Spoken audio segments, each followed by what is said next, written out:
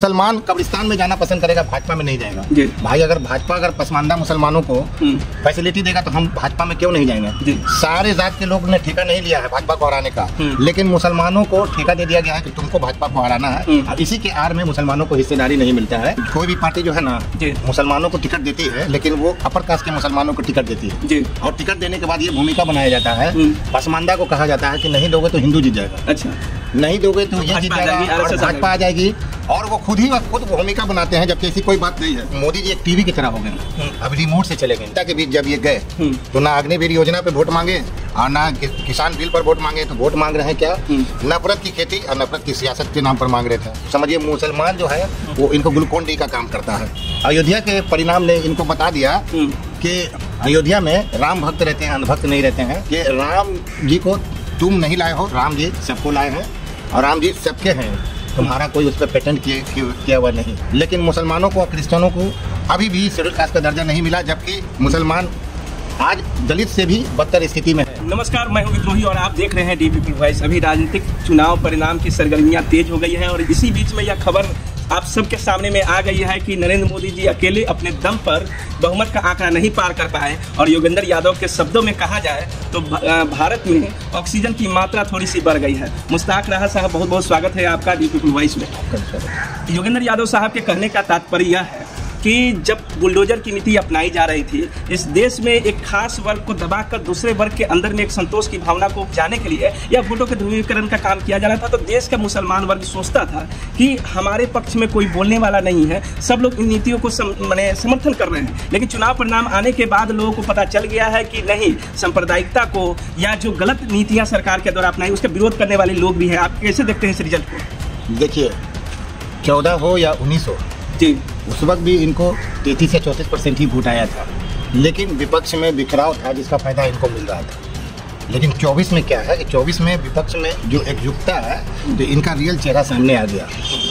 इनको जो मोदी सरकार बोलते थे, अब इनको एनडीए सरकार बोलना पड़ेगा। और विपक्ष का लोकतंत्र में मजबूत होना ये शुभ संकेत है भारत के संविधान के लिए और भारत के समाज में रहने वाले आम जनता के लिए। जी, मोदी जी के द्वारा एक नारा दिया जाता रहा है कि सबका साथ सबका विकास, लेकिन पिछली सरकारों में आपने देखा होगा कि कैसे उन्होंने अपने गठबंधन के पार्टियों को बीच से तोड़कर उसके आधे पार्टी को अपने मिलाया। कहीं पर है सो पूरी की पूरी उनकी जो गठबंधन में शामिल पार्टियां हैं वो समाप्त हो गई, उस राज्य से जो भी उनके साथ में गया उनका सफाया हुआ। लेकिन इस बार का जो रिजल्ट आया है, चिराग पासवान जी जो उनके सामने उम्र में भी छोटे हैं और जो पार्टी के तौर पर अगर बात की जाए तो इनके 5 सांसद हैं बीजेपी के 240, जब वो बोल रहे थे समर्थन पत्र देते समय में, तो नरेंद्र मोदी जी हाथ जोड़ के बैठे हुए थे। तो क्या लगता है कि जो मतलब अपने मन से काम करने की जो सोच रही है या फिर जैसे किसी को भी हाँक देने की चीज़ें, तो अब ये उस तरीके से नहीं कर पाएंगे और सबका साथ लेकर चलने की इनकी मजबूरी होगी और लोग अपने अपने क्षेत्र का कुछ डेवलपमेंट की नीतियों को वहाँ लागू करवा पाएंगे? देखिए, पहले जो 14 और 19 में था ना, ये चूँकि भाजपा खुद ही अक्सरियत में थी, बहुमत में थी, लेकिन चलिए एनडीए पार्टनर को लेके चलती थी, उनकी मजबूरी थी या जो भी हो। लेकिन चूँकि अब भाजपा जो है खुद अक्सरियत में नहीं है, तो वहाँ अब इनको जो है इनके गठबंधन का जो टीडीपी हुआ या हो गया, जदयू हो गया, तो अब मोदी जी एक टीवी की तरह हो गए हैं। अब रिमोट से चले गए इनको। रिमोट नीतीश कुमार जी के हाथ में है, रिमोट नीतीश जी के हाथ में है, चंद्रबाबू नायडू के हाथ में है और और भी छोटी छोटी पार्टी है उनके हाथ में है। अब ये जो तानाशाही रवैया जो था इनका इख्तियार नहीं कर सकते। रही बात, आप एक बात और ने बोला कि मुद्दे की बात थी, बहुत सारा मुद्दा, तो ये जो सबका साथ सबका विकास और सबका विश्वास की बात करते थे, वो सिर्फ मुख्य धारा की मीडिया के लिए करते थे, जवानी बात करते थे, वो मैंने व्यवहार में नहीं दिखाई देता। हकीकत में देखा जाए तो ये जो को ड्रीम प्रोजेक्ट बोलते थे, जो बिल आए, जैसे कि आपको अग्निवीर योजना, इन्होंने कहा कि बहुत अच्छी योजना है, लेकिन जनता के बीच नहीं गए।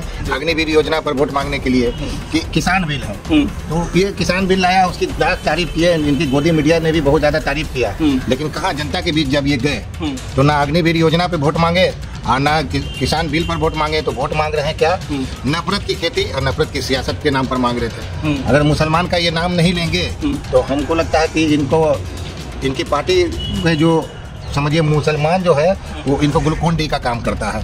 कभी मुजरा की बात, कभी मंगलसूत्र छीन करके दे दिया जाएगा, कभी 2 भैंस है तो 1 भैंस दे दिया जाएगा, तो कब्रिस्तान की बात है तो मंदिर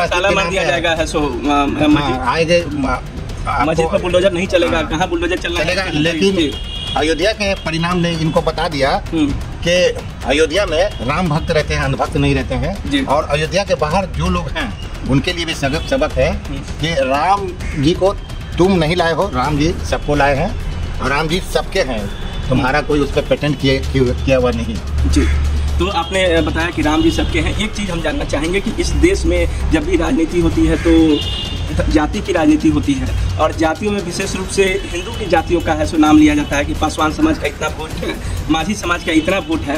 तो इस बार के चुनाव में क्या मुस्लिम समाज में जो पसमानदा मुस्लिम समाज है उनका क्या रोल रहा है इस बार के चुनाव में? क्या कहीं कोई समीकरण बनाने और बिगाड़ने का खेल भी इन्होंने खेला है? क्या भूमिका रही है? स्पेशली आप चूँकि बिहार में राजनीति को आप कवर कर रहे थे आप अपने चैनल के माध्यम से, तो आपने क्या कुछ देखा इसके बारे में थोड़ा सा बताइए। देखिए, जो सो कॉल्ड मुस्लिम धार्मिक नेता है या सियासी जो अपने आप को नेता कहते हैं, उनका कहना है कि इस्लाम में कोई जात पात छुआछूत नहीं है। मैं भी मानता हूं कि इस्लाम में जात पात छुआछूत भेदभाव ऊंच नीच नहीं है, मगर ये बताइए क्या मुसलमान में है या नहीं है?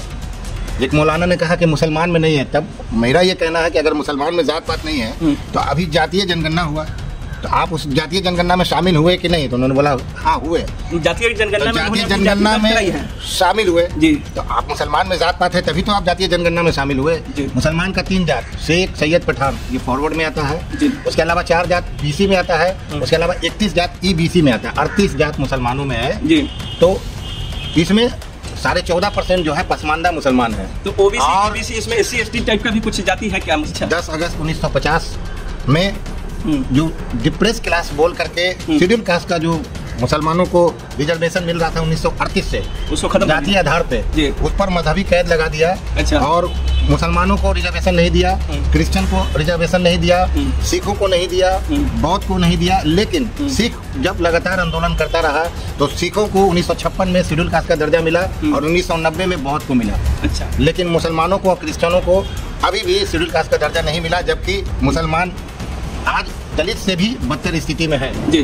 वो काम जो दलित वर्ग के लोग करते हैं वो सारा काम आज मुसलमान करता है। जैसे लेकिन समाज में लेकिन मजहबी कैद लगा हुआ है। मुसलमान में भी धोबी समाज है, रजक समाज है, और धोबी समाज को हम लोग के यहाँ माना जाता है कि अनुसूचित जाति में है, तो उस तरह से मुसलमानों में भी आप मांग कर रहे हैं कि ये अनुसूचित जाति में शामिल। लेकिन ये जो शातिर लोग हैं इस्लाम का हवाला दे करके हमें आरक्षण नहीं देते हैं। उनका कहना है कि इस्लाम में जात पात भेदभाव ऊंच नीच मजहब की दीवारें नहीं है। मेरा ये कहना है कि ये इस्लामिक देश नहीं है, भारत संविधान से चलता है, संविधान से चलता है। मुसलमान में तो सारी बुराई है, मुसलमान में भी दलित है, मुसलमान में भी आदिवासी होने, आदिवासियों के रिजर्वेशन पे मुसलमान पे प्रतिबंध नहीं है। इस्लाम में भले ही जातिवाद ना हो लेकिन समाज में है। प्रॉब्लम है कि मुसलमान आदिवासी में नहीं रखा गया है, वहाँ प्रतिबंध नहीं है, अगर कोई साबित कर जाए। लेकिन दलित के जो रिजर्वेशन है उसका पूरी तरह से प्रतिबंध है। अच्छा। बिहार में 40 राजनीति में इसका कुछ प्रभाव पड़ा है क्या? बिहार में 40 सीट रिजर्व है, जिसमें 38 सीट अनुसूचित जाति के लिए और 2 सीट अनुसूचित जनजाति के लिए रिजर्व है। पूरे भारत में 84 सीट दलितों के लिए रिजर्व है और 47 सीट आदिवासियों के लिए रिजर्व है। लोकसभा चुनाव में यानी टोटल 131 सीट ऐसी है जहां मुसलमान चुनाव नहीं लड़ सकता है। तो भाई मुसलमानों कहीं भी रिजर्व नहीं है। नहीं, मेरा कहना है कि भारत में मुसलमानों की आबादी 16% है और लोकसभा में मुसलमानों का पार्टिसिपेशन 4% है। अच्छा। तो इस पर भी 1/4 कम है। 1/4 कम है। इसका कारण सबसे बड़ा ये भी है, और जो 1/4 है उसमें भी पसमानदा समाज के मुसलमानों की संख्या नहीं के बराबर है जी, नहीं के बराबर। तो उनको है सो भागीदारी नहीं मिल रही है। तो क्या इस बार के राजनीति में जो लोकसभा का चुनाव हुआ है इसमें पसमानदा समाज के मुसलमानों की वोटिंग में क्या प्रभाव रहा है, क्या उनकी भागीदारी रही है और उससे राजनीतिक पार्टियों को कितना नफा नुकसान हुआ है? देखिए, कोई भी पार्टी जो है ना मुसलमानों को टिकट देती है, लेकिन वो अपर कास्ट के मुसलमानों को टिकट देती है जी। और टिकट देने के बाद ये भूमिका बनाया जाता है, पसमानदा को कहा जाता है कि नहीं दोगे तो हिंदू जीत जाएगा। अच्छा। नहीं दोगे तो ये जीत जाएगा और भाजपा आ जाएगी, और वो खुद भूमिका बनाते हैं, जबकि ऐसी कोई बात नहीं है कि मुसलमान कब्रिस्तान में जाना पसंद करेगा, भाजपा में नहीं जाएगा। भाई अगर भाजपा पसमानदा मुसलमानों को फैसिलिटी देगा तो हम भाजपा में क्यों नहीं जाएंगे? सारे जात के लोग ने ठेका नहीं लिया है भाजपा को हराने का, लेकिन मुसलमानों को ठेका दे दिया गया है कि तुमको भाजपा को हराना है, और इसी के आड़ में मुसलमानों को हिस्सेदारी नहीं मिलता है। बल्कि मुसलमानों का भी देखिए ना, बिहार में मुसलमानों की आबादी 19% और सीट मिला 2। बिहार में यादवों की आबादी 14%, उसको सीट मिला 11।